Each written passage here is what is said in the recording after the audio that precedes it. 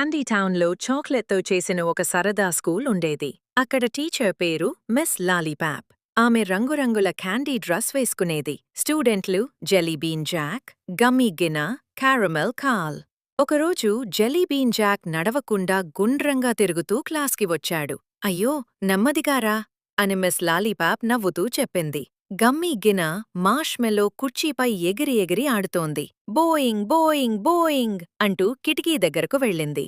Caramel call చాలా స్టిక్కీగా ఉండి డెస్క్కు అంటుకుపోయాడు. అయ్యో, నేనిరుక్కుపోయాను అని కాల్ అరిచాడు. అందరూ లాగడానికి వచ్చాడు. కాని వాళ్లూ అంటుకుపోయారు. మొత్తం క్లాస్ ఒక పెద్ద క్యాండీ గుంపు అయిపోయింది. అప్పుడే ఒక చిన్న చీమ లోపలికి వచ్చింది. వావ్, ఇక్కడ క్యాండీ పార్టీ ఉంది అని చీమ ఆనందపడింది.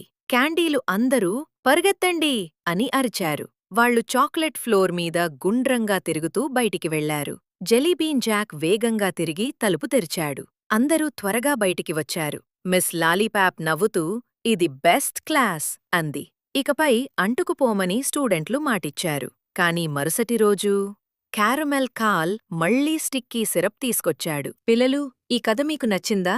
నచ్చితే తర్వాతి భాగం కోసం కామెంట్ చేయండి. ఇంకా మరిన్ని మంచి కథల కోసం rise and shine story club ఛానల్ను లైక్ చేయండి, షేర్ చేయండి, సబ్స్క్రైబ్ చేయండి.